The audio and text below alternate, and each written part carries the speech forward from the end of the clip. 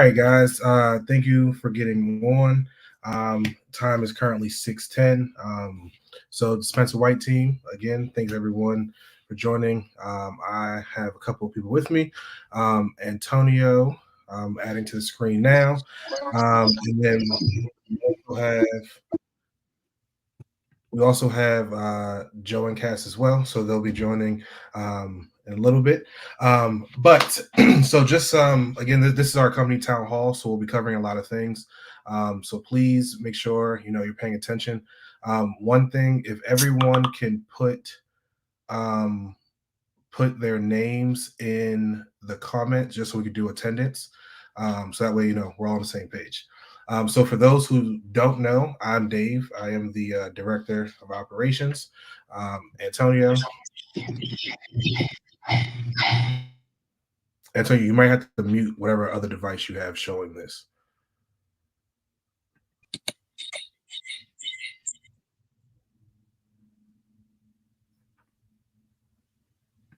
Do you see it? Oh yeah, I got it. Okay. Yeah. So Antonio, if you just introduce yourself, just so everyone knows who we all are. You're muted. There you go. You can hear me now? Yep. There you go. You got it now. Okay. Hello, everyone. I have had the pleasure to meet all of you actually now in person. I'm actually the person that's been put in place to help with the day's operation of Spencer. And as far as rendering any assistance at all, uh, that's pretty much, so to speak, on who I am. And like I said, all of you have had the pleasure of meeting me as I've met you all. All right, cool. So I'm also going to add Joe and Cass as well. So two of them are here now. You guys are on mute, so make sure you unmute yourself, please. All right. So hi, this lighting's really bad here, but hi, my name is Cass. So glad to meet you guys. I've any HR things I've been talking to you guys about. I'm happy to continue to support you there. And yeah, this is Joe. So of course, we're founders of the company, but of course, this is a team effort. So we want to be mindful of you guys' time. So of course, Dave will do some housekeeping, but we'll get started. Of course, we want feedback at the end, but Dave will run down the agenda. But appreciate you guys' time and everybody attending. All right, cool. So like Joe said, so just some house rules. Throughout this, we're going to be covering a lot. So if you have questions, please put it in the comment section. We're going to go back towards the end and just kind of run through, just make sure we answer any questions. If it's something that we can't answer right now, we'll definitely connect as a team and then come back to you guys with an answer. The whole premise of this conversation is just to make sure that we're all on the same page. Talk about how where we see Spencer White going, and just again, for everyone from the leadership team to the driving team to also all be on one accord. So like I said, if you have any questions, please put it in the comments, and then that way we can answer as we go. So first things first, Sling. So as everyone is aware, Sling is what, real quick before I continue, we're gonna be mindful of everyone's time, like Joe said. So we're gonna be going. This will be going to about 7:45, 8 o'clock. Like I said, if we wrap up sooner, then great. But I know Antonio reached out to everyone, told everyone that this will be about 2 hours. So we'll be mindful of the time. Every now and then you may hear one of us just randomly say what the time is, just so we're all on the same page. Back to Sling. So Sling is how we communicate. So Sling is, my notes are to the right, so sorry if I keep looking away. But Sling is how we communicate. So it's everyone's responsibility to make sure that you're reading the Sling messages. I know our dispatch team sends messages throughout the day of just their shifts. When there are new dispatchers coming on shift, they'll introduce themselves, say, "Hey, I'm on duty," whatever the case may be. But it's important that at least once a day, everyone go through and just read Sling. Sling again is how we communicate any important information. Right now, it's manageable because we have just a couple of drivers for this team. But if we get to the point where we grow and we have a lot more individuals, then Sling is the main way that we communicate, because phone calls right now, text messages work, but as we grow, that may not be the best use of everyone's time. So Sling again is super important. It's your responsibility to read those messages, to know what's going on, because again, that is how the company communicates. So another thing, I know Antonio sent it out, I believe Friday. JJ Keller is our compliance company. So everyone is required to fill out the JJ Keller application. It will come with a couple of updates, as we get through this like onboarding process. I know it seems as though you're hiring or you're applying for the very first time, but there's certain things that we have to have for compliance document wise. So that's where JJ Keller comes in. So, I think Jacob was the only person that's gone through it start to finish. So if you have any questions, reach out to him because he definitely got through it pretty quick. Or reach out to me, of course. But the whole premise of it is just to make sure that we're compliant as a company with any documentation that we need for you guys or from you guys. So if you hear Antonio and I reach out to you to ask you, if like a picture of your license or to DocuSign a document, that's the reason why. Is to get everyone's driver profile as qualified. So that's that. Next thing is October driver appreciation. So we'll be doing something this month for just driver appreciation. We'll have some giveaways. Of course, there's going to be metrics that everyone has to meet certain criteria. I will post in Sling because I think it'll just be a lot easier for everyone to see it. Either I or Antonio. But we'll post it in Sling, just what the criteria is, of course, what the disqualifiers are, etc. But either way, this month we're going to be kind of focusing in on some driver appreciation. So if you get random messages from us, that's the reason why. If you get random phone calls just to say hi, checking in, that's why. We have a system that we use called Assembly. Some people are already in it, but I'll make sure that our entire team is in Assembly. That is another way. You can get some. We call them miles, but they're points. You can get some. Redeem those miles for gift cards, hotel stays, headsets, the blue pair of headsets, etc. So this month we'll just be focused on that.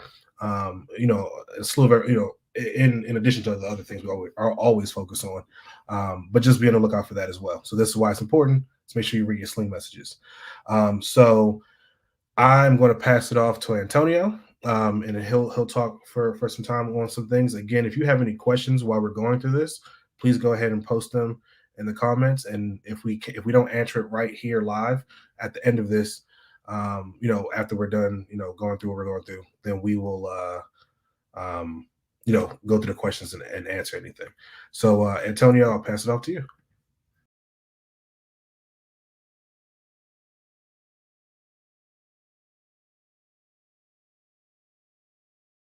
Okay, there we go. Had to get myself unmuted. So as Dave said, we're going to touch on quite a few different things, possibly, kind of like bounce around. It's going to be a lot of information shared.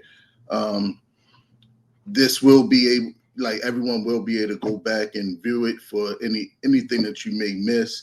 If you're stationary, parked somewhere safely, or have the time and you want to jot down some things, please do so to send us messages that we can answer at a later time. But while we're here, you can always put comments into the chat and we'll respond. So one of the first things I want to start with is about communication. This is a very important topic and one of our main principles. Communication is everything in not only business, but everyday life. We cannot move forward without communication. It is essential that I communicate with my leadership team. Therefore, I expect all the drivers to be communicating with me and their leadership team. It's also that all drivers do the same, as far as, just like I said, just as far as communication.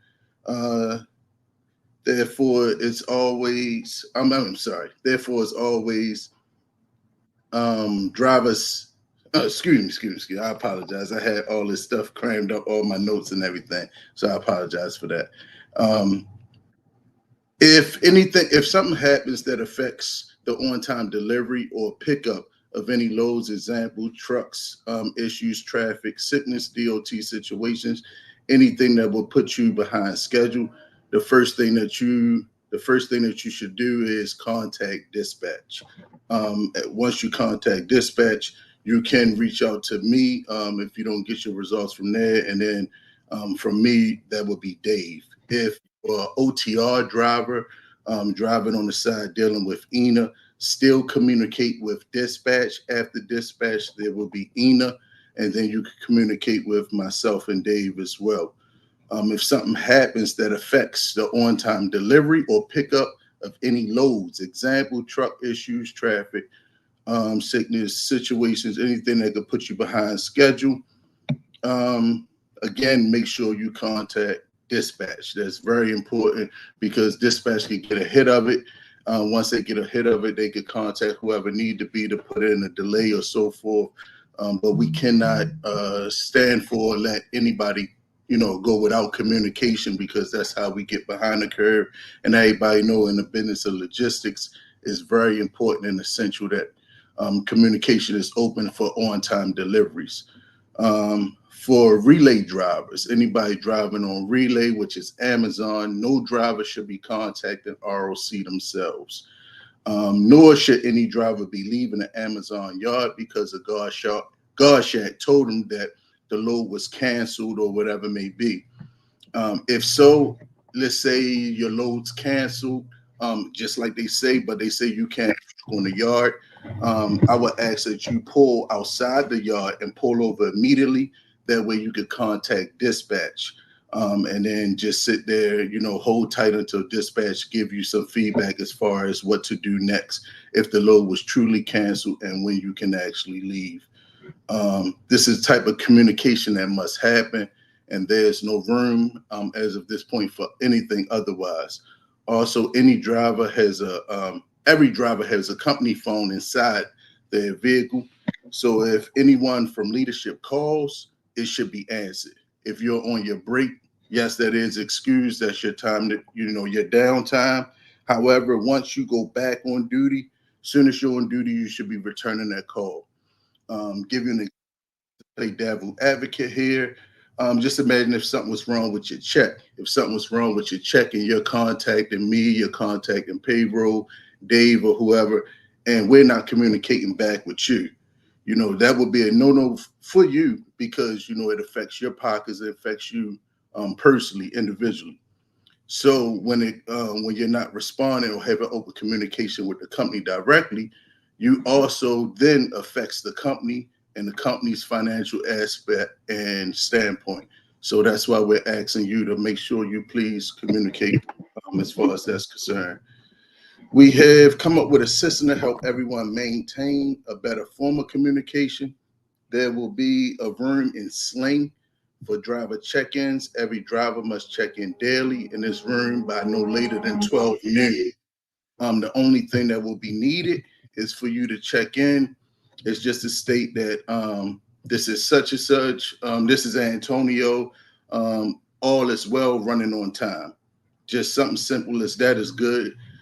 But to not do it at all, you will definitely be getting a phone call and possibly even written up for that, because that's why we're going over all these different things. But to look at it, it's not a tool where it's going to be hurting or inconveniencing you. It's something that actually not only helps the company, but it helps you. Just think of it if you had a medical emergency and you weren't able to pick up the phone and contact anyone. We can actually look into this chat. We see let's say hypothetically it's 1 p.m. now, and we notice that you haven't communicated your check-in. You did your check-in none at all that morning, and 12 noon hit, it's 1 o'clock. We can see that there's something wrong, and possibly, investigate this a little further as far as looking where you at to get help out to you. So please make sure, like I said, you're doing your 12 o'clock is by 12 noon. You don't have to do it at noon. You can do it anytime before, but no later than 12 noon, we expect a check-in. The next topic will be sliding tandems and weighing your loads. Those that are on OTR driving with ENA must scale and slide tandems when necessary. If you're picking up a heavy load or close to it, you should be scaling, and then slide your tandems if needed. If anyone does not know how to do it, you can give me a call. We could go over how, as far as how to slide, when to slide, and the weights. Everyone should know for your stair axles, 12,000 pound drive axles on your tractor, 34,000, and then your stair tires on your trailer, 34,000. All scale houses, DOT regulations, they usually give you like a 200-pound buffer. But if I was you, I wouldn't take the chance of gambling that, because it could be an inspection week or whatever it may be, and they being strict on it, they could pull you over, and then that truck can get put out of service for overweight. And also, worse than that, you can actually damage the truck or trailer by having too heavy of a weight on any of them axles. To actually get your load scale is only $13 at any CAT scan. They are pretty much at all truck stops. It's $13. That $13 is reimbursable. You would pretty much put a message out to payroll, letting them attach in the picture that you paid for that scale, and when you get your paycheck, it will be reimbursed on that. Next thing I would say, I'm gonna touch on is fueling. Everyone has been doing good with taking pictures and posting them in Sling, and we thank each and every last one of y'all for doing so, as well as keeping the fuel cards with you. In the future, be on the lookout for the introduction of a new fueling software that we're working on. This will help you better much keep track of everything as far as the fueling that's needed or necessary to have a successful completed route. As far as HOS, everyone knows about, should know about HOS, their hours of service. So everyone know that it's a law. It's not a Spencer rule. It's not any company's rule. It's actually the HOS law, which is a federal mandate. That everyone actually follows this, and it comes with a hefty fine when not doing so. If you have any questions about HOS, again, feel free to contact me at any time, and we'll set up a time and date to actually go over it in full. I can explain everything from your 14-hour clock, your 8-hour break clock, your 11-hour drive time. If you're interested in learning about doing splits, I could explain that to you and so forth. So feel free to reach out to me anytime. If I don't respond right away, as soon as I get a chance, you definitely will get a reply from me. Next thing I want to speak on is cameras. Dash cameras cannot be covered or tampered with at all. If you're parked, we do not mind you blocking the cab-facing camera, which is the camera facing you, with the sun visor. It's a visor right in the middle. And I'm sure everyone knows about it because I've seen it in all the trucks.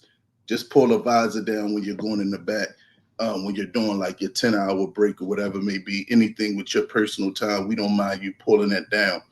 But the device itself should not be touched or tampered with at all. It has a front-facing camera on it as well. That's why you shouldn't be moving it or touching it, because that needs to always be pointing forward. This camera only comes on when the vehicle is in motion.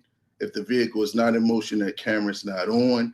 And then also, I just want make it clear that nobody's sitting around or have the time to sit around to watch these cameras, whereas though somebody want to watch or monitor you. Again, the system only activates once the truck is in motion. To give you a brief example of what I mean by this, if we go back as far as 2017 in the state of Florida, driver was driving along the highway when a pickup driving along the highway in a semi, and a pickup truck runs into the side of it. the driver of the pickup unfortunately passes away. During the investigation, they discovered that there was an eyewitness, which is actually the worst type of witness due to the fact that it's the most reliable. It is human nature for people to not remember things exactly how they happened, but instead how they want to remember it or how their brain interpret it. To give you an example of that, it's kind of like reading a message. The message is only given off by the reader. So this witness testified that the driver of the semi suddenly swerved into the other lane, resulting in the pickup hitting them. They also they brought in an expert investigator next, and he testified that he concluded part of the semi was indeed in that right lane, and that's how the pickup truck accidentally ran into him, costing him his life. The investigator whole conclusion was based off of the eyewitness testimony. What they didn't know was there was another eyewitness, and this eyewitness is who saved the semi truck driver, saved him from getting a life sentence for vehicular homicide while operating a commercial vehicle. That second eyewitness was the dash cam that was equipped in the semi. It showed that the driver stayed in his lane and never swerved nor veered into that lane. That in fact, it was the pickup truck who veered into the semi. So again, we have them, like I said, not only for the protection of the company, but also for the driver. With that, any driver found tampering with this device, there will be a form of disciplinary action to follow that I'll speak about a little later. So please, everybody, keep in mind that the truck camera is only active when the truck is in motion. We definitely don't. It's a ton of things that we have to do daily, whereas we don't have time to be sitting around watching no footage. This footage is only pulled in case of emergency, such as accidents. To give y'all a perfect example, we had a driver that was involved in the accident while the camera was facing towards the sky. So with the camera being facing to the sky, we have nothing credible to protect that driver from taking having an at fault accident, or protect the company itself, and protecting the company itself from having a driver at fault situation. Dave, if you could give me 1 second, I want to take. Yep, I got you. So just to kind of piggyback on what Antonio was talking about, especially with the dash cams. As he said, we had an accident, where the camera was up. So, right now, I deal with any of the accidents for, like the accident, the short claim, stuff like that. We have an accident claim right now that, the insurance is asking me for information that I can't provide. And, part of that comes from, the camera being the facing in the sky. So it's super important that we don't, touch the cameras once they're installed. But then besides that as well, the driver facing one, if you're parked, that's cool, cover it. We get it, understood. But if the truck is in motion, that's super important, because the way that the system pulls the data, it'll show the road, and then in the top, it'll show the driver. If that top box is blank or blacked out because someone's covering it, automatically insurance they start making up their own thing, what were they doing that they wanted to cover the camera? You know what I'm saying? So that's where this is coming from. Also, with just any accidents or incidents, period. If there's damage onto the truck, if it's a minor fender bender, whatever the case may be, that should be an automatic escalation to us, right? So that would be immediate call to either Antonio, myself, or dispatch. You want to communicate immediately. Something happens, of course, if you got call 911, take care of that piece. But it shouldn't be, hours later, you already left the scene. It should be while you're still on scene, you should be contacting, someone in leadership for us to, then tell you what stuff we need for insurance purposes.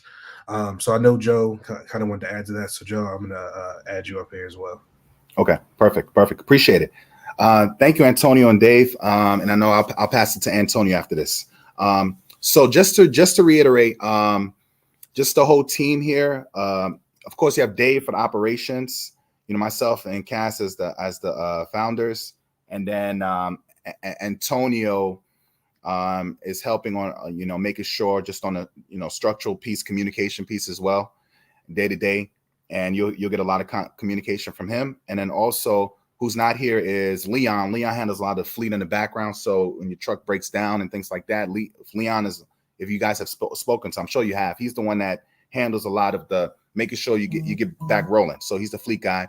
And then also we have Q. He does the payroll. So you guys have communicated with Q. I know every week. Q is very good at communication. He's probably one of the best at making sure the money's right.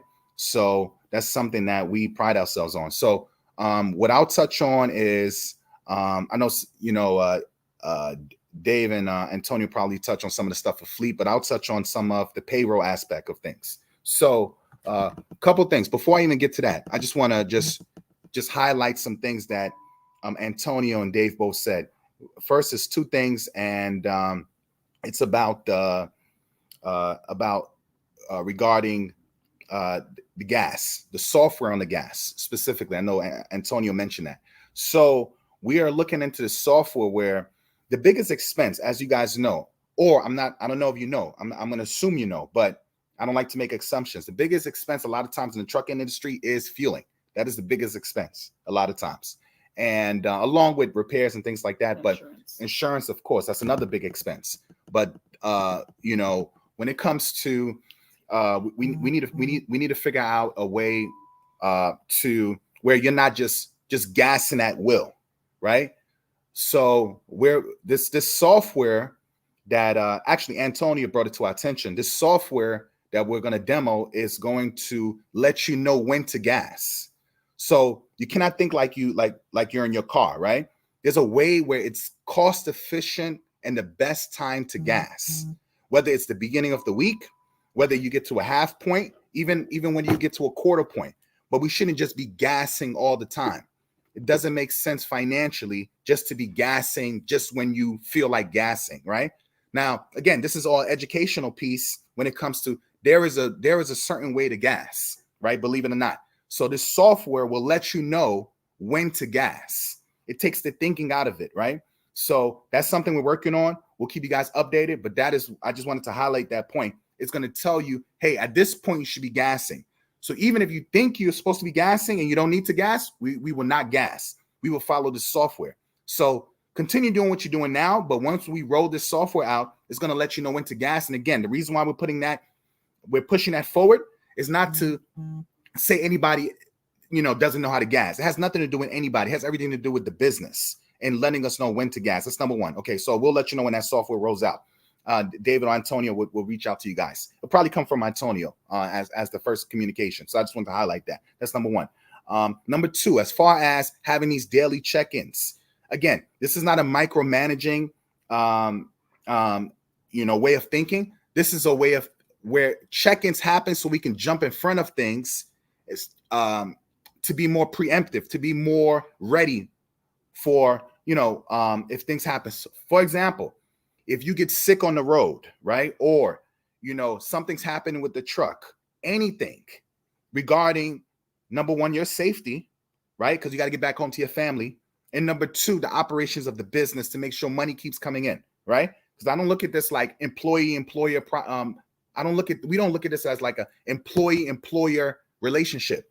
This is a partnership, right? And there's certain things that you're accountable for, and there's certain things that we're accountable for. Again, we don't want any expense coming out of any driver's pocket. That's why, one, we give you a gas card. And if you happen to have to, if you happen to have to pay for Easy Pass or pay for the gas card, we'll reimburse you as long as you communicate that and you show proof. Verbals, there's no proof for verbals because, again, as Antonio mentioned with that example, with that accident, human error, your memory, you can't rely on memory. But guess what? A receipt, nobody can argue a receipt because it's proof, right? So keep putting in your scales, keep putting in your anything reimbursable, but just understand if a verbal happens on a business side of things, just think as a business side of things, we cannot prove verbals. We can only prove receipts. So again, this check-in is just to make sure if you know you guys are checking it, if Antonio's calling you just to see how things are going, it's not to just say, hey, he's just trying to micromanage me. No, it is to make sure we stay ahead of things so we can have a longevity when it comes to the business, right? So that's that. Another thing is, so those are going to be the check-ins, just like, hey, everything is going good, no worries, just simple. You don't have to tell a story. It could just be even one-liner, right? Paul, everything is good. Very simple. Keep moving. You know what I'm saying? Or Julia, oh, things is going well. Or if things is not going well, then you say it then, or you'd be like, hey, I'm gonna call somebody. I just want to let somebody know. We got to keep the communication going. That's the main thing. That's the whole purpose of the check-in. I just want to highlight that to let everybody know when I'm micromanaging anybody, we want to make sure that we have insight, transparency. And again, when things break down, you don't want to just be stuck on the road, right? You want communication. Imagine you get stuck on the road and we're not filling you on what's going on. You're just on the side of the road. It's dark or whatever. You rather know how far is that tech? What is happening? Are you going to check me into a hotel? Like what's going on? You will want that communication. On the flip side, we want that communication. So that's the biggest thing. Communication, teamwork. That's how this thing works, right? Okay. And then the last thing before I go into the PTO, I just want to just highlight this, right? The tampering of the cameras. Again, this is not about you as an individual driver, because when we put these cameras in the vehicle, we was not thinking, oh, we want to spy on Antonio, or we want to spy on David. I'm just giving you an example, or whoever driver. That is not the mindset. Guess what the mindset is? We're thinking business. This is an insurance piece. No different from you taking a self-defense class and you getting a discount on your insurance, or you taking some type of, let's say you have your endorsements, I don't know, a TWIC or a hazmat or whatever. It puts you in a position where you look more professional as a driver. So to have those cameras in the vehicles, guess what it does? It gives us more insurance discounts. That is the only reason. That's not the only, but that's one of the top reasons we have cameras in the vehicles. Same thing if you most companies have that. If they don't have it, it doesn't make sense. So something happens on the road, guess what? Verbal to verbal doesn't win. If somebody has a verbal and it's your word against mine, guess what? If I have proof, I have timestamp, I have pictures, I have videos, it's done. I win the case. You know what I'm saying? So again, that is the reason why we have that in the vehicle. Now, if you're sleeping and the vehicle's not moving or whatever, and you want to take a private call, then step out the vehicle, whatever, But this is what I'm saying. If the vehicle is moving, those wheels are moving, the camera cannot be covered at all. The reason why I was saying that is people are covering the camera. And it doesn't make sense on the business side of things. Why? Because if an accident happens, we have no proof. So again, do not think we're spying on you as an individual. If you're thinking like that, you don't understand business. The reason why we have it in there is because we need to protect the company if something happens, and number two, protect you. Because guess what? We've been in situations where we have to also bring the employee to court. You guys won't know that. And the employee has to write a statement, right? So this becomes a hassle. If we can protect you guys as much as possible from having to be involved in situations because you're the driver and something happened and then you got to write a statement and all these things, best believe, trust me, you're going to want a camera. So again, the point I'm trying, and guess what? In the future, if you wanted to become owner operator and things like that, you don't want nothing on your record to hinder you to show that you're not responsible to have your own company, just to be honest. So again, these things we put in place, do not think from an individual standpoint, think from a business. And it is anything we do we're thinking about the business. We're thinking longevity. Okay, thank you. I just wanted to highlight that. David did do a good point in speaking on that, same with Antonio, but I just wanted to put the why behind that. Okay. I'm speaking on the part that payroll would have spoke on, but they're not on. So PTO. So everybody gets 3 PTO days per quarter. Per quarter is every 3 months. It's 4 quarters in a year. So you get 3 times 4. You get 12 days per year. You don't have to worry about you reminding payroll. Payroll will update it. And you can go in your app and you can see how many PTO days you have. If it says 1, that means you have 1 day. If it says 2, that means you have 2 days. If you have any questions, text payroll, and payroll does not have a problem communicating with you, right? So how the PTO works is you can roll, if you've been here 12, some people have been here longer than 12 months. So, but I'm speaking to 12 months and under. Once you hit 12 months, you can roll that PTO over for 1 year. So for example, let's say you never use PTO, paid time off. When you're off and you want to use it, pay time off. If you never used it, after 12 months, you can roll the whole 12 days over, and it still accumulates every quarter. You get 3, you get 3, you get 3. Now, after 12 months, you cannot roll it over no more because PTO is not meant to stack up. You're trying to use it because we don't want you to burn out.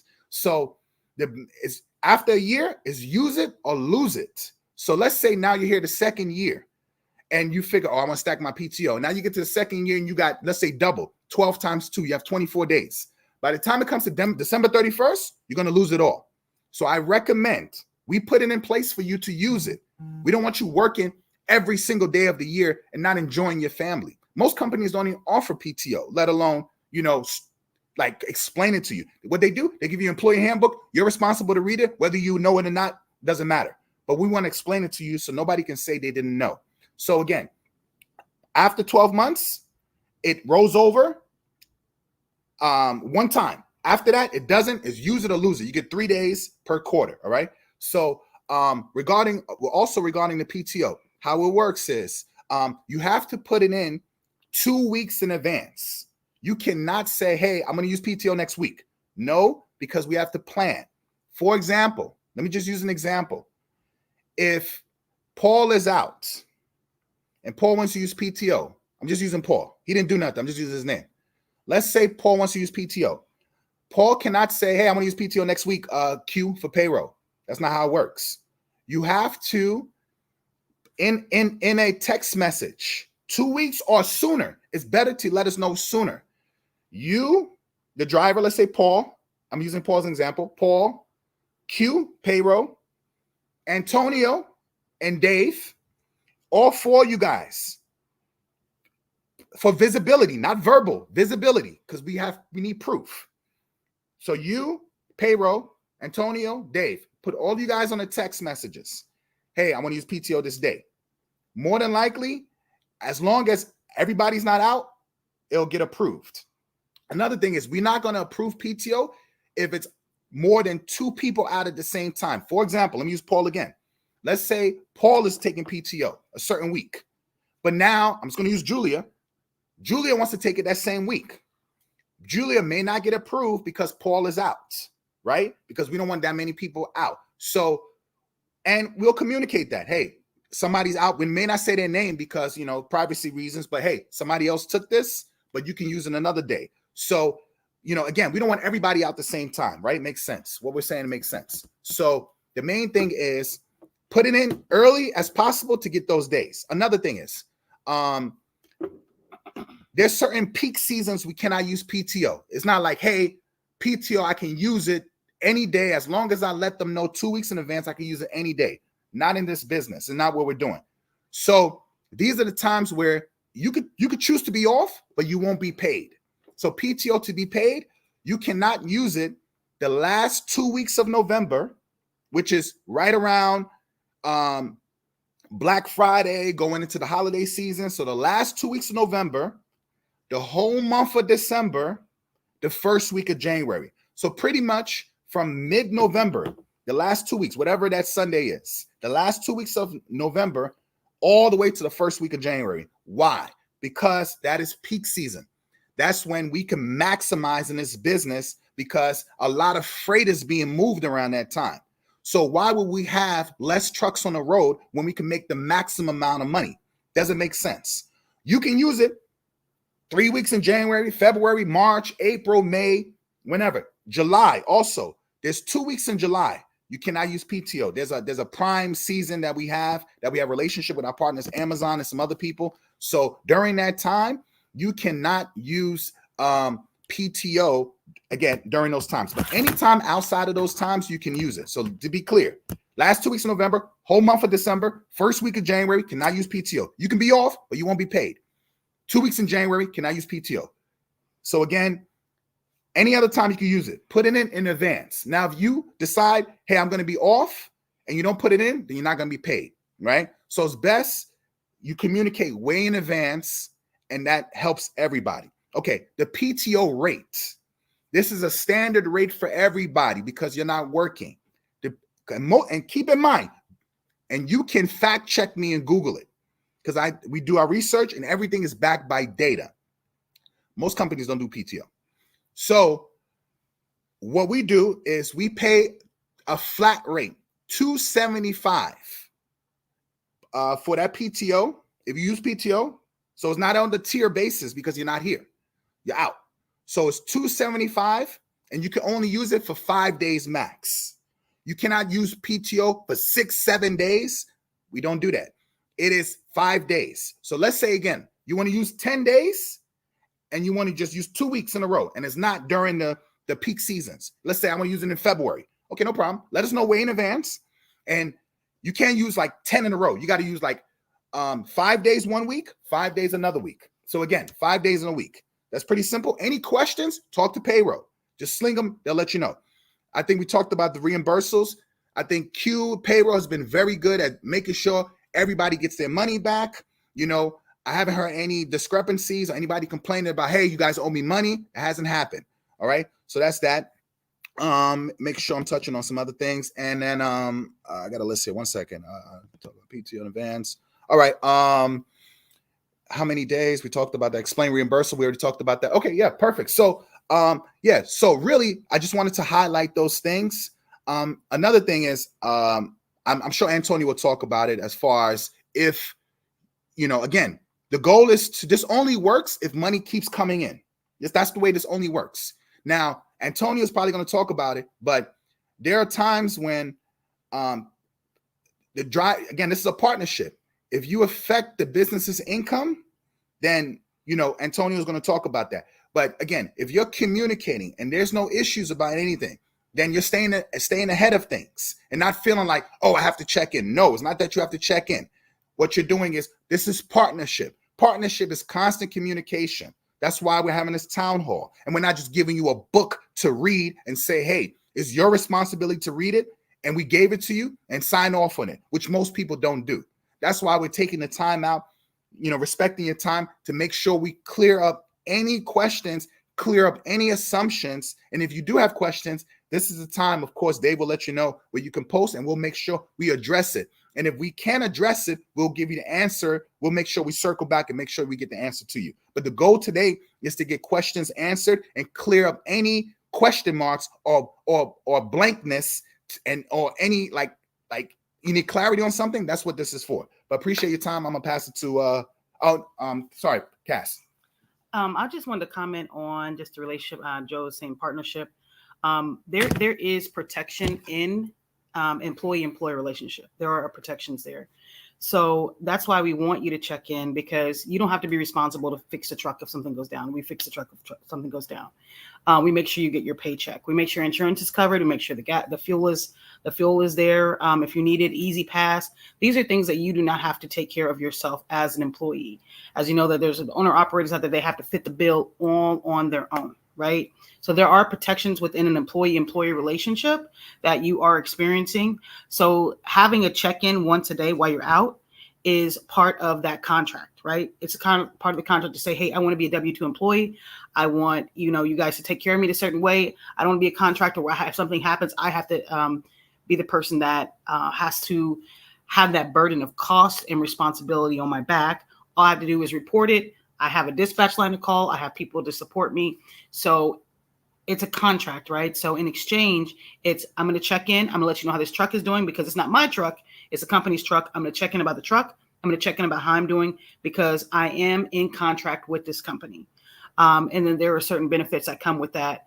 There's certain risks that we take. There's certain risks that you take. And together, if we continue with really strong communications, then we can scale and grow. And that's what you're feeling right now. Is a lot of conversation is around, we're trying to structure in a way so that we can scale and grow. So I'm done. We can pass it on to Dave. Okay, you got it. Thank you. All right. Actually, I think it goes to Antonio. So Antonio, I'll pass it back to you.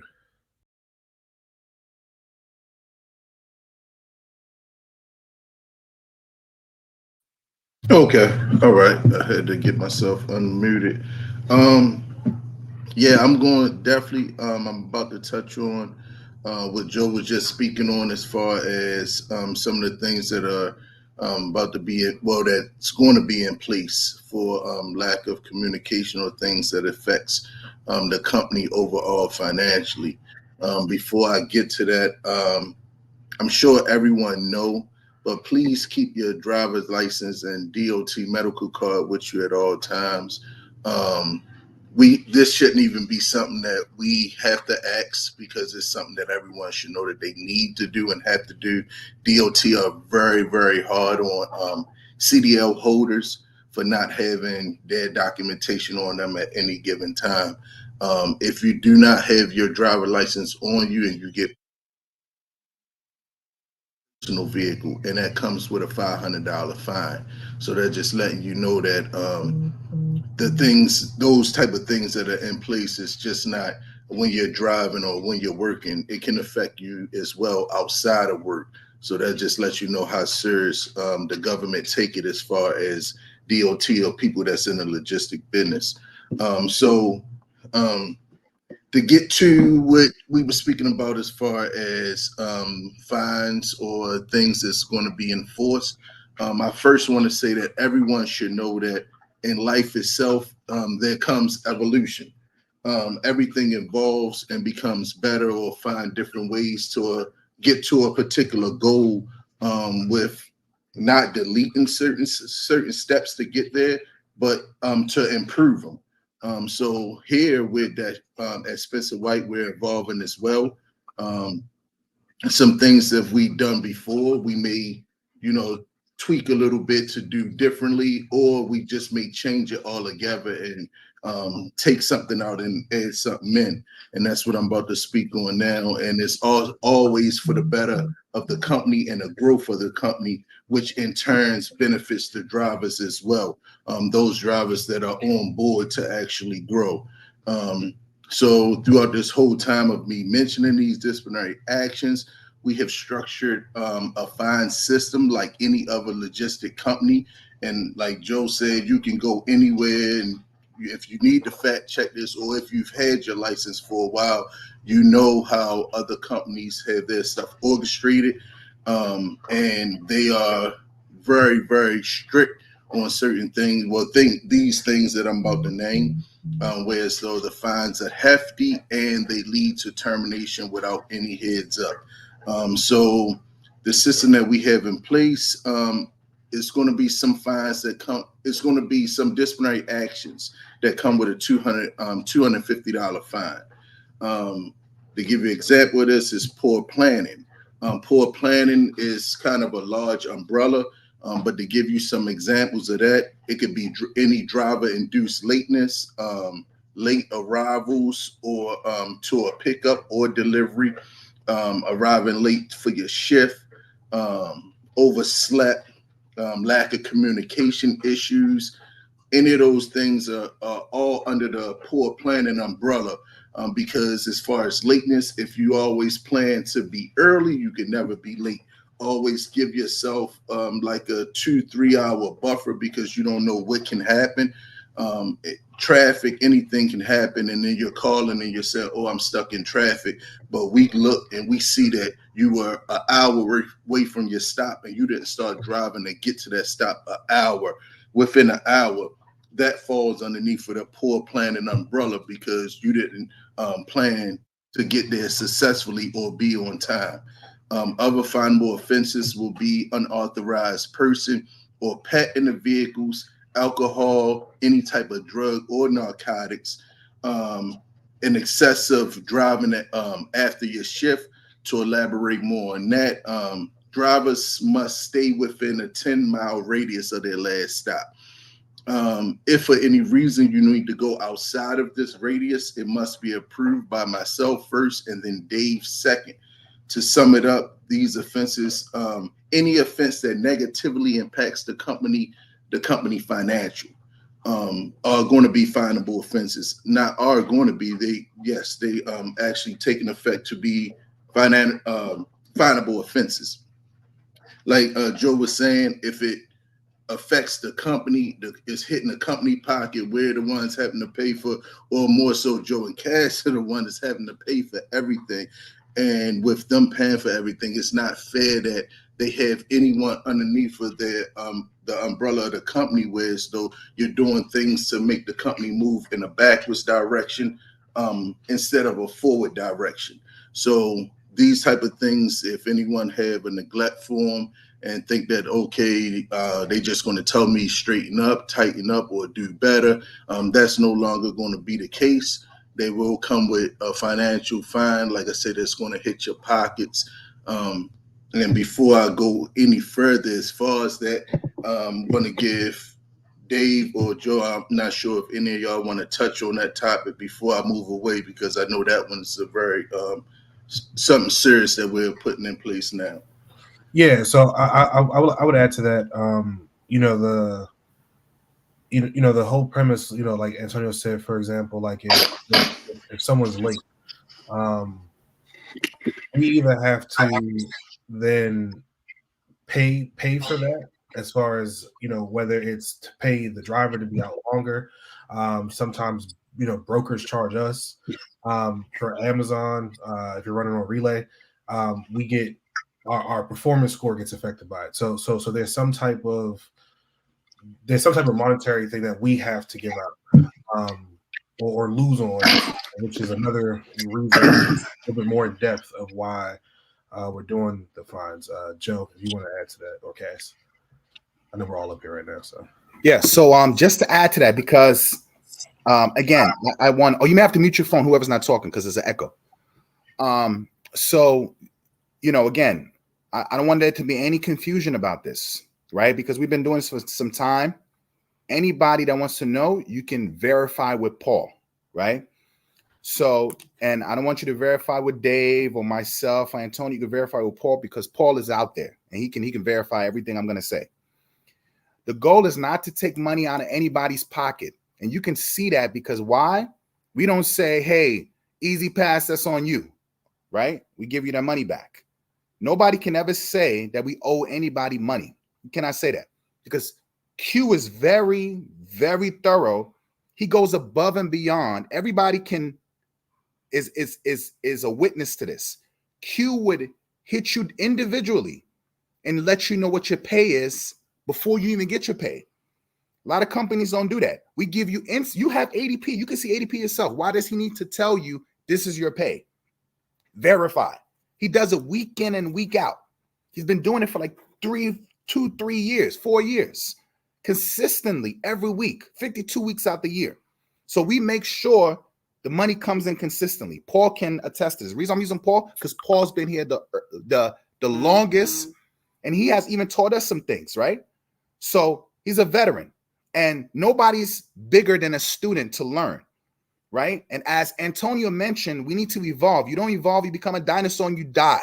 That's how the companies don't become relevant. They go into extinction, right? So you always have to tweak and prune to grow, right? So this is a tweaking. So again, if you're doing what you have to do, your pockets will never be affected. But it doesn't make sense if we have Ina involved and she has relationships with shippers and we're not communicating with her and she's bringing shippers to the table that makes sense financially, and that she's having these conversations with Antonio and Dave, and we're doing what we have to do, and she's expecting something. But what happens, somebody's late and she's having to call 2 or 3 times, and then you guys are not picking up the phone. And then guess what? We're late. And then you're late. Ina doesn't know. The shipper doesn't know. There's a lot of moving parts. And guess what? The shipper doesn't care. The shipper is going to cut off Ina, cut that relationship off, and go with someone else, because guess what? You're not reliable, right? And then guess what? Ina can cut us off and be like, yo, you know what? I'm not dealing with you guys, because we're not the only ones Ina deals with. We're just a client for Ina, just like we're a client for Amazon, right? So at the end of the day, all of this is a contractual relationship. It has nothing to do with likability. Likability doesn't bring money to anybody's pockets. Communication does, right? So the biggest thing is we want, if as Antonio mentioned, and I thank you for us talking about this collectively, Antonio, because we need to make sure that poor planning, that is the number one reason a lot of times for us losing money. It's poor planning. People not communicating, people not being transparent. And I'd rather you communicate and it not hurt your pockets than to not communicate and it hurts everybody's pockets. It's a very selfish thing to do, and it's not team oriented, right? So again, we have to put these things in place because it's the benefit of the company, it's the benefit of everybody else. So again, we're not going to be petty on some things like, hey, you gassed up more or whatever. No, it's serious things. You was late to something and it cost us money. Who pays for that? Because guess what? You still want to get paid, but you was late, not traffic. You overslept or whatever the case may be. It doesn't make sense. So again, something like that, there's certain things that's called carrier controllable and driver controllable. And if it's a driver controllable thing, it's going to affect you just like it affects us. Again, Antonio mentioned it, poor planning, things like that, oversleeping. These things is, again, you're a driver, you're a professional driver, you're high level, you're commercial, you went to school, you paid for this kind of license. Not everybody has this kind of license, and you are running a machine on the road that can change people's lives, right? So freight is a big part of society. And again, I don't want to be long-winded, but we cannot continue to do what we've been doing. And guess what? It's not a win-win. Drivers, you're getting paid regardless. You make a mistake, you're getting paid. You oversleep, you're getting paid. You make excuses after excuses, you're still getting paid. Payroll is still communicating with you to make sure the money is right. If the money is off, hey, a day is missing, guess what? He fixes it and gets paid. We cannot do that no more. This has to be mutual. It has to be mutually beneficial, right? In politics, it's called quid pro quo. Something for something, not something for nothing. Doesn't make sense. So again, I'm gonna pass it back to Antonio. No, Cass wants to. I keep doing this. I apologize. Cass wants to say something, but I just want to let you guys know this is a business. This is not a likability factor. This is a business. Antonio knows this is a business. Dave knows this is a business. We know this is a business. You need to know this is a business. And if we need to make a business decision, you need to respect that, because this is not a family company. Because family, you can get away with things with family. You could tolerate things with family. This is a team. And guess what? Teams, you can get benched, you can get traded. It's a business, right? Thank you. I'll pass it to Cass. Yeah. I just wanted to add some context to everything that's being said. So we want this to be a company that you feel proud to work at. We want this to be a company that is growing. We've kind of been in the same place for the last year, but we have some opportunities that are ahead of us. We have 5 companies right now that we operate.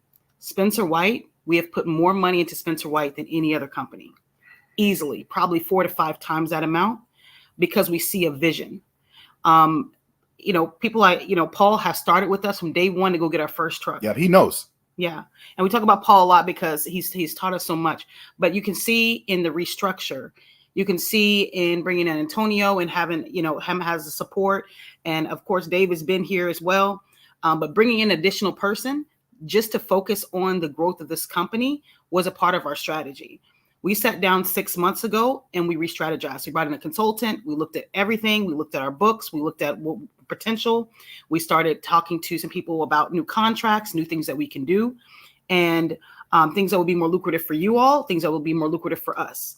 But the first thing you have to do when you want to change your position is you have to evaluate where you are. You have to put in some implementation of things that will allow you to scale so that you can move forward.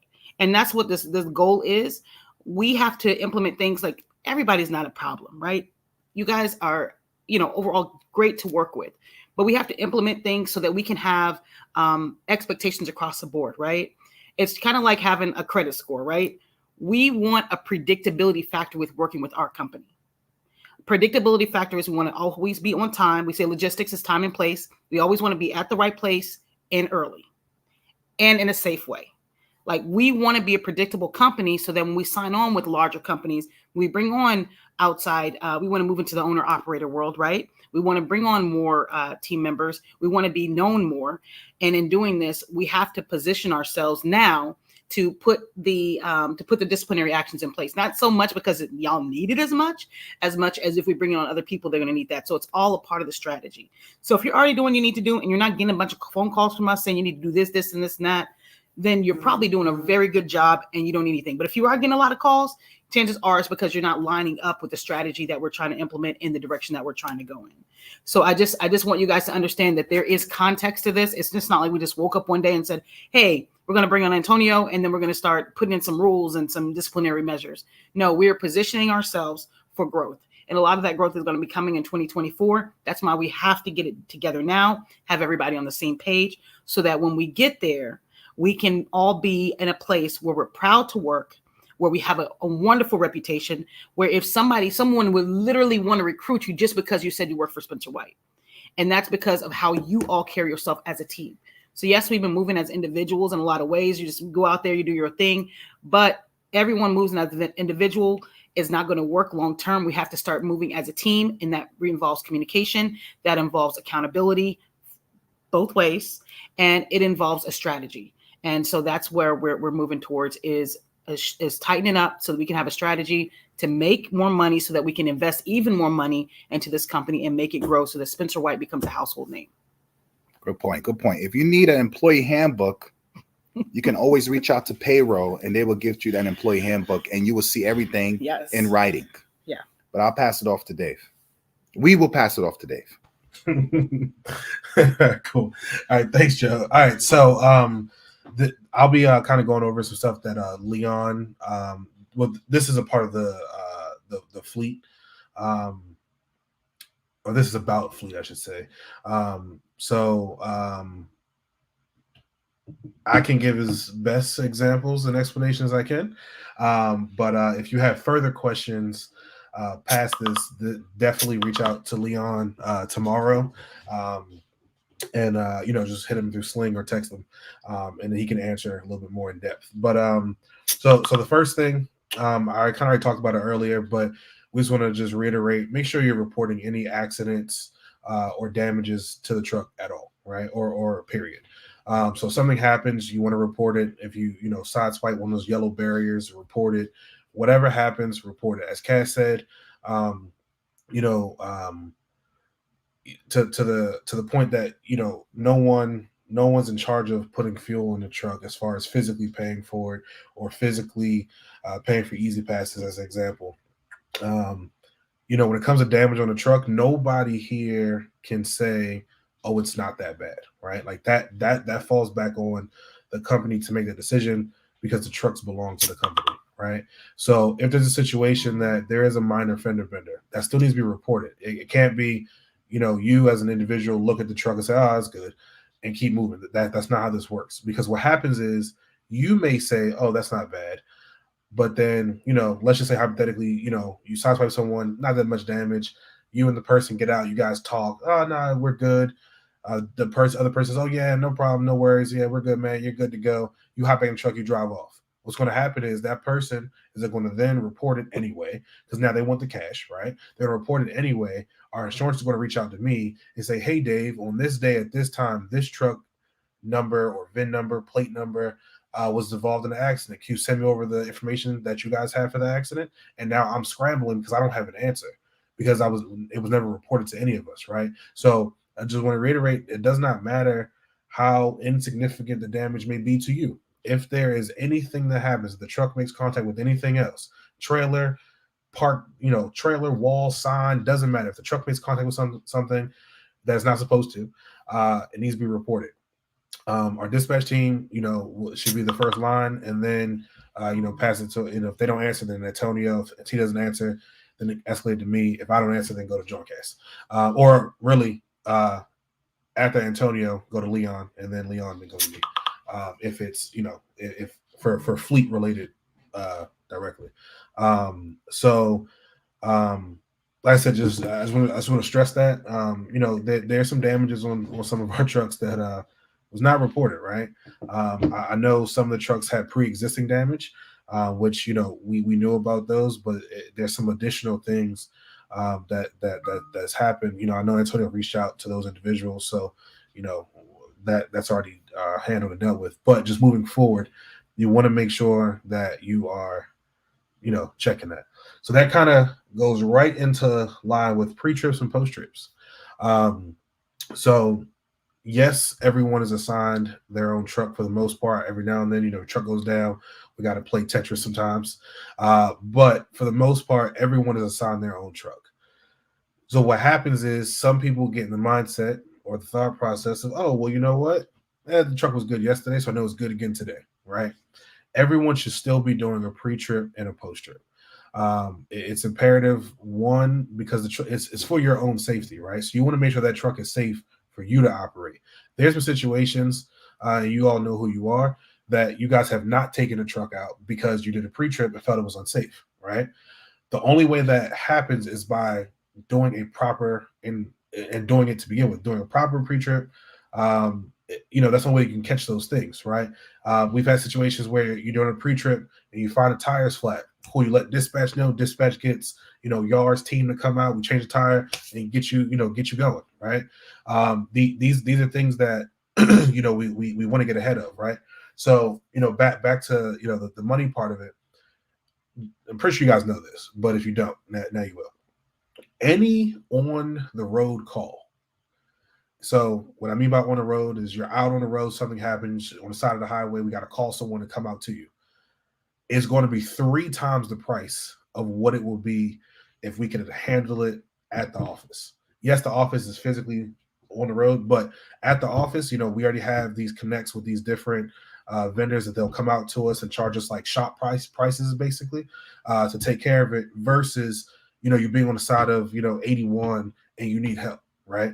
So back to the price point, because, we want to keep in mind, like that's money that's spent unnecessarily, right? If you do a pre-trip and you catch something at the office, we want to take care of it there. We want to take care of it before you even leave, to the effect of even maybe you even take another truck to go pick the load up to come back to the office to then take your truck. Whatever the case may be, you want to make sure you're doing that pre-trip, communicate what the issue is, so that way it's a one, you're not driving an unsafe truck, but then 2, it's cost effective for the company to take care of it at the office, right? Same thing with your post trip. When you get back, you want to make sure that truck is good for you the next time that you work. Same situation. If you get back, the tire is flat, perfect. If you get back Sunday, you don't have to go back out till Tuesday. That's perfect. We have more than ample time to get someone out, get that tire changed for you to get back on the road and keep pushing, right? So the post trip is equally as important as the pre trip, right? When you get back, make sure everything's good. You also want to make sure if at any point in time you were outside of the truck, maybe you're at a truck stop, maybe you had to go inside to get something and someone hit your truck. And in that moment, you may not see that damage because you're not looking for it. But when you do that post trip, that's when you would see, okay, hold up, this wasn't here this morning, and then escalate it, and we can go through it. We can pull camera footage, whatever the case may be. But you want to make sure that post trip is done as well, because then we can catch things that may not have been caught while out on the road. But then also it allows us, when I say us, I mean the company, time to get it repaired before you have to go out again. So I can say this honestly, every single person on this call has experienced a truck being down, us not having enough time to fix it, and you missing out on money, right? That's just what it is. So a lot of those situations may have been, not a lot of them, some of those situations may have been prevented if a proper pre and post trip was done. I'm not pointing fingers. I'm saying it was at blame. I'm just saying this is a step that's not happening. I can say this with faith, and I'm not saying no one else isn't doing it. But Julia, I have witnessed with my own eyes. Full pre-trip walk around. Full pre-trip walk around. Like I said, I'm not saying no one else does this. I just personally have seen Julia many different times doing this. So that is what it should be, right? When you get to the truck, do your pre-trip. When you get back at the end of your shift, whether you're out with Ina, Amazon, Blocks, whenever you return, you want to make sure you do that post trip to make sure everything's good.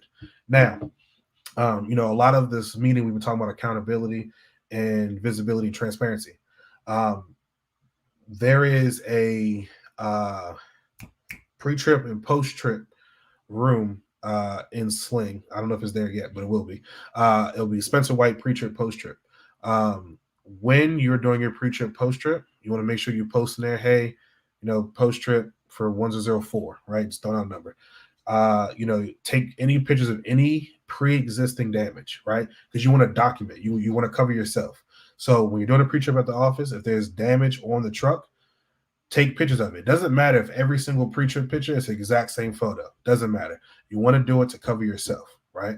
So any pictures of the damage, take a picture. You also, it's probably just safer to do it this way. If you take 4 pictures, so take one dead center of the truck, passenger side, driver side, rear of the truck, right?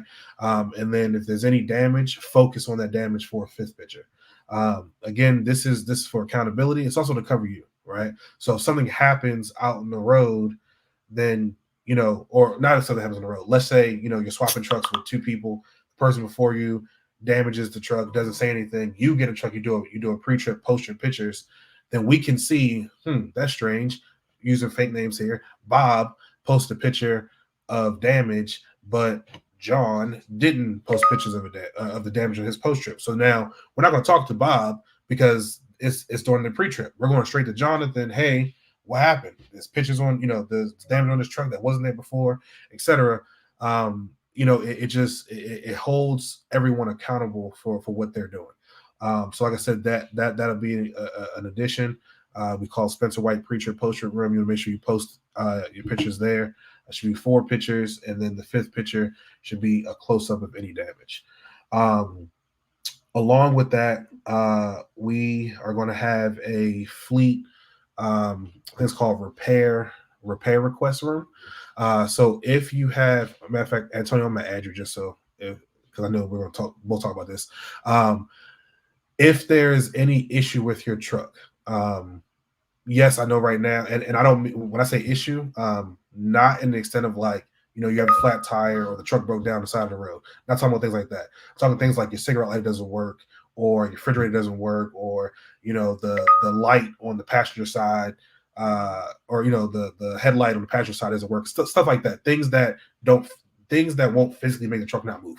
Right. Those things you want to call this. Anything that makes the truck physically not move, call dispatch. Right. So that we can get it, get back on the road, keep moving. But anything that is more like I say, refrigerator not working, cigarette light not working, headlight out. What else? The pigtail. One of your pigtails is loose. Whatever the case may be, something of that nature. Post that in the fleet repair room. What's going to happen is Leon is strictly watching that room, so he is laser focused to the fleet repair room. So that way, when you get back, prime example, just off the top of my head, I think 1003 is the truck. The refrigerator doesn't work, right? That's one, I know that because I was told that. But then 2, if that is put in a message, right, where it's visible for everybody, not only is Leon able to see it, but let's just say Leon misses it. Then you have Antonio. Antonio can see that message. Say, hey, Leon, did you see, Jacob post by 1003?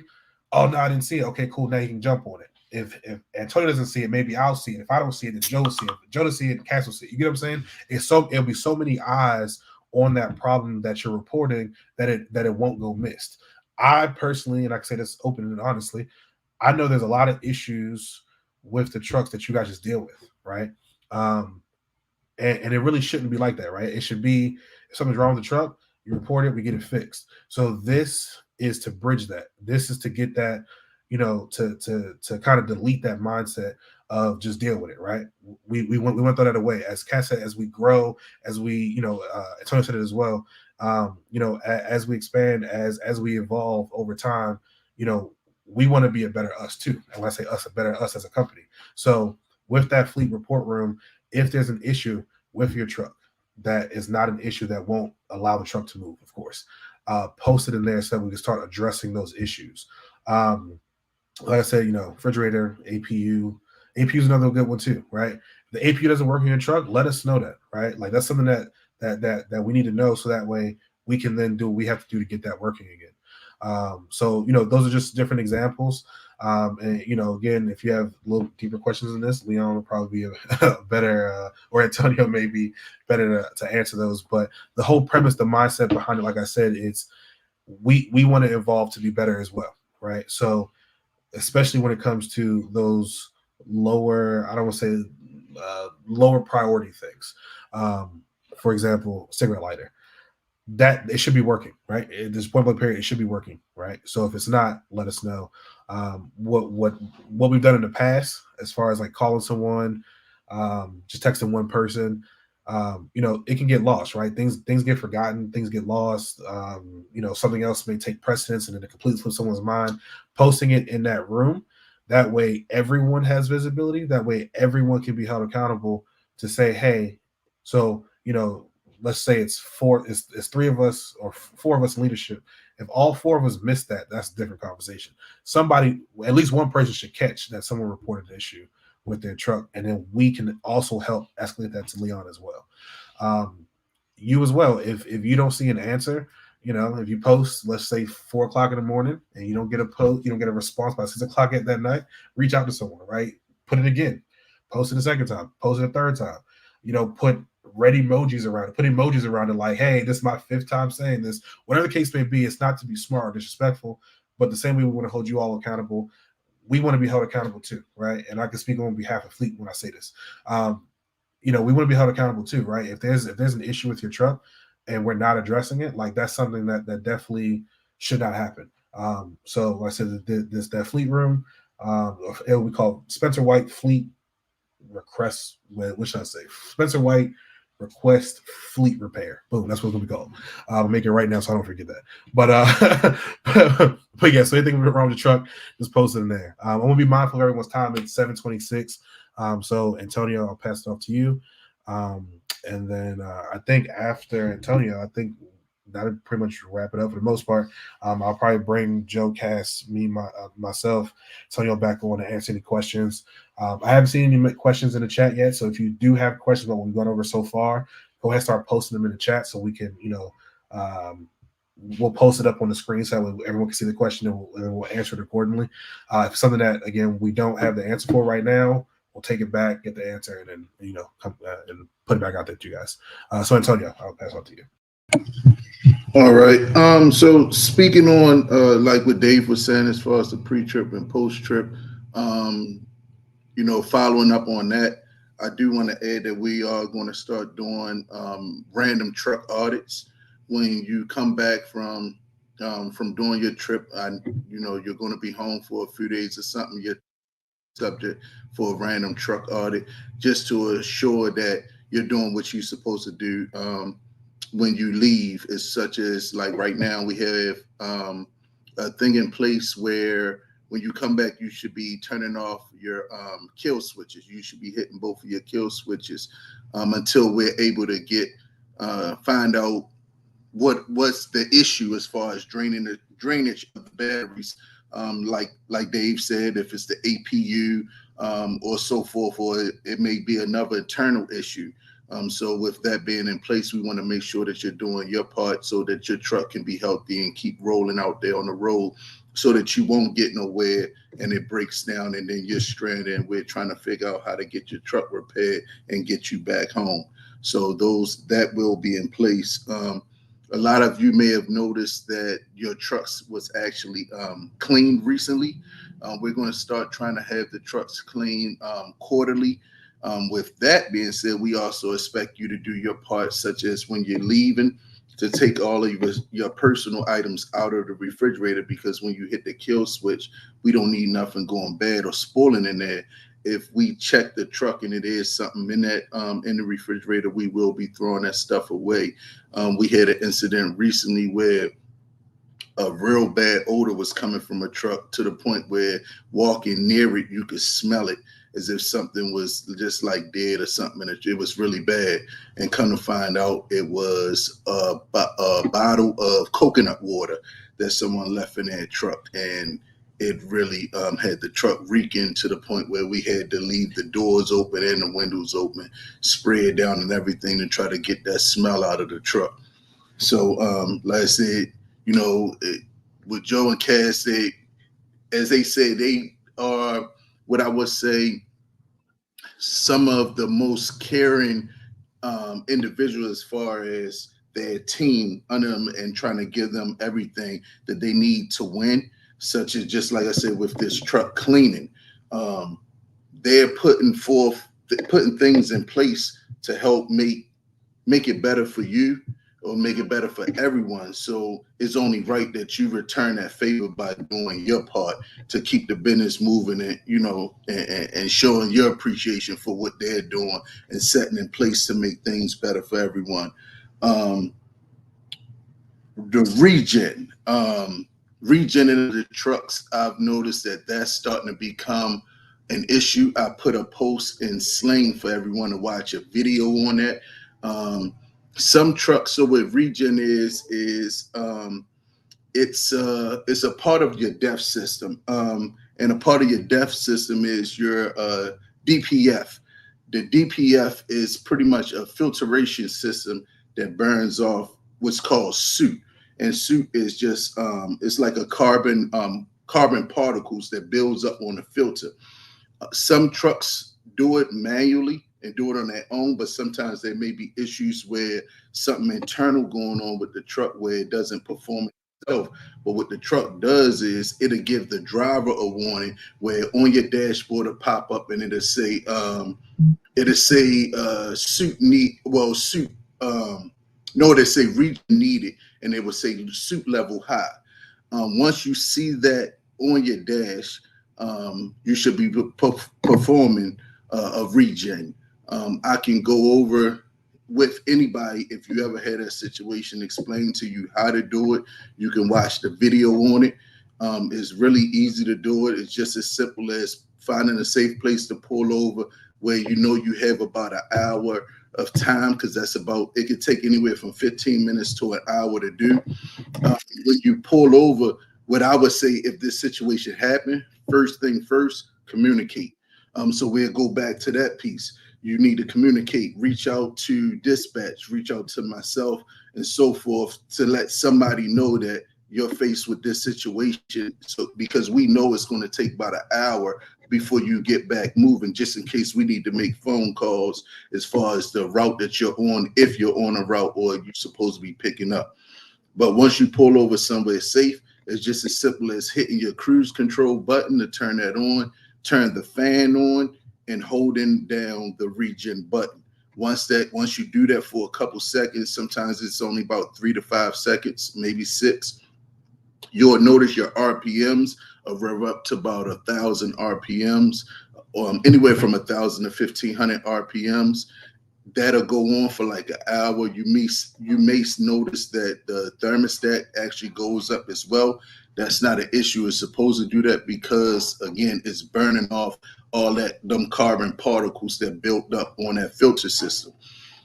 If you neglect to do that, what happens is the truck will eventually go into a full lit mode where you're not able to go no more than maybe about 8 to 15 miles an hour. And I don't even believe it's 15, maybe 8 to 10 miles an hour. You'll be stuck in limp mode.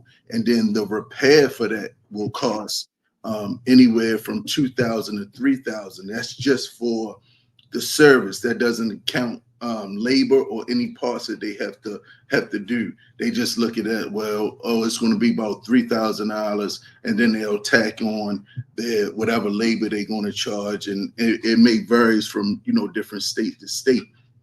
But again, that wouldn't be something that affects you. That's something that affects the company, and that's why we also put in place like what we went over earlier, such as the finable offenses, because that's something that'll hit the company like really bad. And it's a lot of money that has to go into that repairs, not just because of the repair of the vehicle, but now you have a vehicle that's down, that's not moving or making money, and money has to go into it. You have that driver that's going to be looking to be paid for while they out there because they agreed to be gone this long. So then we have to try to find a way to get that driver back, which means we have to pay another driver to come out there and get them, or whatever it may be, just to get them back. So it's a lot of money that's going to have to go into something like that. So we just ask everybody to do their part and communicate. If you see it, you don't know how to perform a regen, you can reach out to myself. You can reach out to Leon or Dave, and we have a good communication system where as though if one of us don't know something, we'll say something to the next person. But at the end of the day, it will be resolved where so we'll get back to you to help you out so that we can get you moving and going again. But like I said, that regen, once you hit that button, it starts about 15 minutes to an hour to get back going. Now I know we spoke about, we covered a lot of stuff as far as things that we have in place, and some may look at it negatively as far as saying, not saying anything, but more so thinking in an aspect of, oh, they're tightening up on this or doing this. As Joe and Cass have said, even Dave said many a times, it's not like that. It's not a punishment. It's not, oh, somebody's trying to babysit you or anything. It's just about evolving and growing more. And to get better results, you have to do things differently. If you want the same results, you just keep doing things the way you've been doing them, and you'll definitely always get the same results. But to get different results, you need to do different things. So that's why we have different things in place. With that being said, I want to also I want to let everybody know that we Dave, I heard Dave speak on this as far as employee appreciation. We are going to be doing that, as well as we have something for, I want to say starting now until the beginning of January, for any driver that doesn't have any late arrival, late deliveries for that time frame. There will be a raffle. We'll put your name in a raffle, and you can win either 50-inch television, flat screen TV, or a $100 gift card. Now, there may be things that you may be on time that whole time frame, but there could be things that can disqualify you also. Let's say you was on time for all those, but it was a serious situation and I needed to get in contact with you, Dave, Ina, anybody need to get in contact with you, and we can see that you're on duty and you just neglected to answer the company phone or just answer the call or return that or call back. That can disqualify you and put somebody else, give somebody else a chance to actually win a prize that you could have, just for that one little simple thing, which is a part of your everyday responsibilities as a truck driver when you're out there. So that's going to be a part, and we're going to start trying to do something possibly every quarter as well for the on-time delivery and on-time arrivals. On-time arrivals to your first stop or any stop is just as important as an on-time delivery. So we're going to start implementing something where at least every quarter, we're going to try to do something every quarter, just like I said, as far as the truck washing, that'll be every quarter as well. With that, I was going to pass it back to Dave, but I'm not sure if him or Joe or Cass want to add anything to what I just covered as far as the regens and the appreciation for the on-time arrivals and on-time deliveries. Yeah, no, Antonio, I think you you pretty much said everything. I just want to highlight the I know a lot of times, like you said, the optics could be punishment or whatever, or you may have to mute, Antonio. So but again, I like the word you use. It's evolution, it's growing. So I want to also speak on the employee appreciation. I know Antonio spoke on that. We'll be highlighting being on time and communicating. Those are the things that we want to really focus on. So we're going to attach an employee appreciation to those areas of improvement and opportunities that we want to improve as a company. And we'll, like I said, we'll Antonio, what's going to be some of the prizes? So for the first one that we're doing, which is going to run, like I said, to the beginning of January, those prizes going to be it's going to be two prizes, which is going to be a 50-inch flat screen TV and a $100 gift card that driver can use anywhere. Perfect. So we'll start to implement that. It'll be a pool, like Antonio mentioned. As long as we'll do it for, it's going to be for October, right? We was going to do it for the month of for the month of October, but that's going to also roll into the peak that's coming up. Okay. the peak week is coming up. So I just thought it would be best if we run it from now until that peak, which would be the beginning of January. Okay. Perfect. So perfect. So we'll start this now, being on time. And depending on how, Antonio brought this idea to the table. So maybe even before peak, we may be like, hey, you guys are doing good. Let's start a pool real quick. We'll talk about it collectively internally.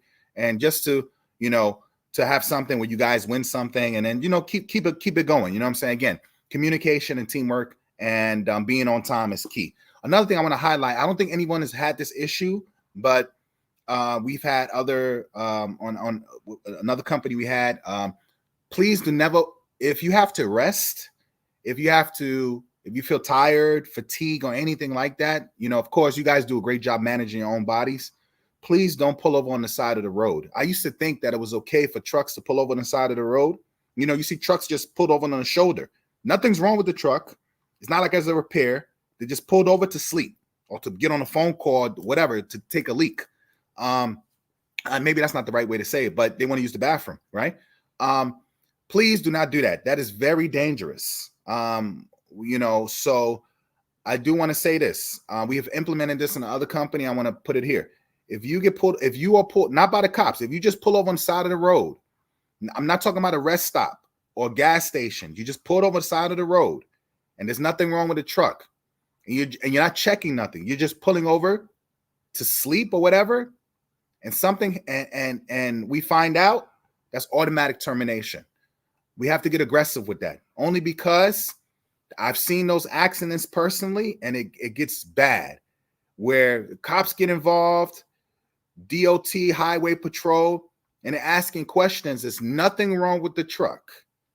There's, it's strictly because the person was tired, and that's why you have rest stops and gas stations.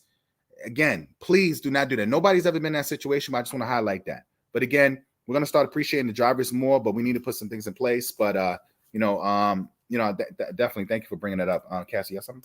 I was just going to say, we're getting ready to hit a really great milestone in January. Spencer White would have been around for 2 years. If you know anything about companies, usually companies fail. A lot of companies fail their first 2 years with 20% go. In the trucking industry, it's 90%. So, and of course, there's owner operators in there that just try to, it's not necessarily big companies, sometimes small companies, but 90% of trucking companies don't make it.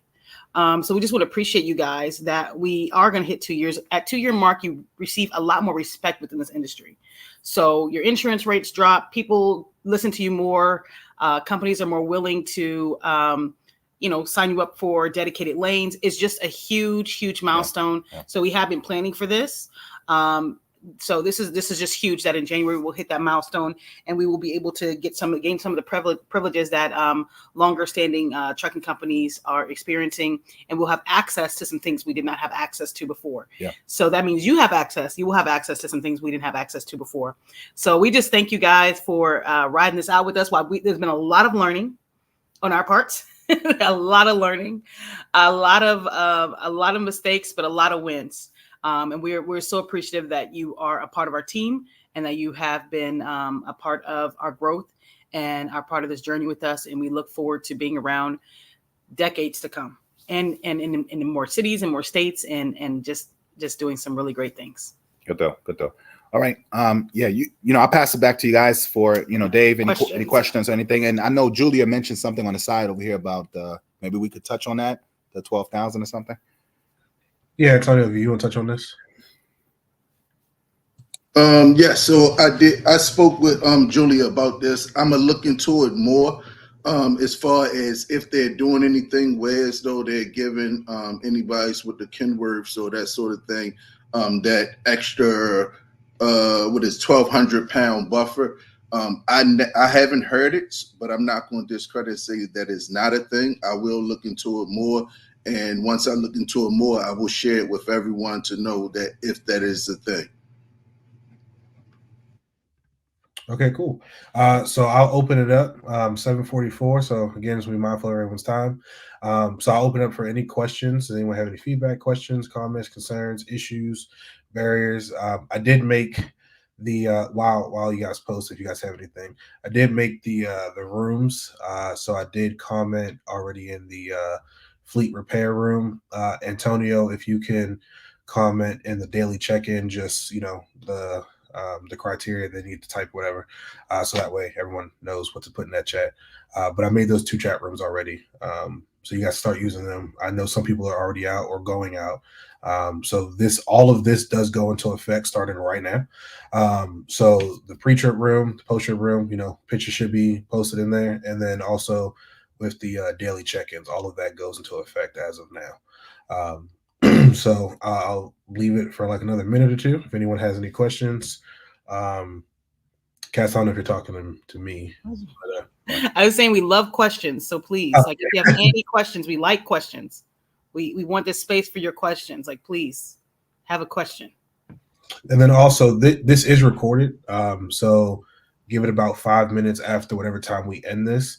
You can click the same link that you clicked to view this on YouTube, and you can rewatch this. So I know it was like an hour and 44 minutes already, but you can go back at any point in time and rewatch this if you missed anything, or if you want to go back to get your questions, whatever the case may be. But yeah, that's one thought out there. Nobody has any questions? Nothing. Well, while they're thinking of the questions, I wanted to add one thing just to show y'all how serious we were, that we are about, if you're just doing your part, the appreciation and everything that goes with that. I posted a video in Sling about the region. I'm going to reach out to every driver individually, and I have a couple questions to ask them. For the drivers that answer all those questions correctly, your name will go into a drawing for a $50 gift card. So for all the drivers that answer those questions correctly, and it's going to be questions that's stemming straight from the video, that's showing us that you made your commitment to actually watch a video that was posted that helps the company. So with that, it's going to be a reward, and that will be the $50 gift card. Okay, I guess we'll give it a minute or two, but I do want to emphasize, please, the way we communicated with everybody. Antonio, I know, is good at reaching out to everybody. You guys know Dave, of course, but I know Antonio's kind of like the newest member to the team, but definitely very experienced. But do your part as well. And we created these Sling chats. I know sometimes there's a lot of rooms, but every so often, just look into those rooms to catch up on what's going on. Don't just expect a text message or somebody to call you directly. If we need to hit everybody, we're gonna reach out on Sling. So Sling is where, hey, town hall is going on, or hey, we're having the drawing for the appreciation, or hey, we got this opportunity for this government contractor. So we're trying to make life easier where it makes sense to work with us, right? So that's what we're working on right now. We have some good things coming up for 2024. But again, that's why we're putting these things in place, so we can make sure that, again, you feel good about working here, and we feel good about this journey as far as us moving together. It's a process, but again, we want to make sure this makes sense. But that's it for me. Okay. So I'll see any questions coming in. So because there are some new rules, procedures, we also spoke about the fines as well. There will be a DocuSign sent out to everybody. If you're driving for Spencer White, of course, you will get a DocuSign to your email, just highlighting everything that we already spoke about. And your signature will just be confirmation that you understand all the new rules and procedures, and that your confirmation that you'll abide by them, and then if not, disciplinaries. So that will that will come out here in a little bit. I would like for everyone to have it signed tonight. If not, definitely by tomorrow, the latest. I would say tomorrow 7 p.m. So it gives 8 p.m. Gives everyone little about 24 hours to read through it, get it signed. And if not, then we'll reach out to you guys individually. But since I don't see any questions, I think we're good to go ahead and end the call. Again, thank you everyone for. I tapped my keyboard. But thank you for getting on this for this call. You know, I know it was a late night, but this is the best time for everyone, you know, to be on. For those that watch football, you know, got the 8 o'clock coming up, so you know, go ahead and watch that. But other than that, Q, I see you just landed. Definitely thank you for traveling safely. We need our payroll. We need to process today, please. But other than that, everyone have a great night. Again, thank you for getting on. This is recorded, so you can go back and rewatch it at any point in time. But you guys about 10 minutes back. So everyone have a great night. Thank you.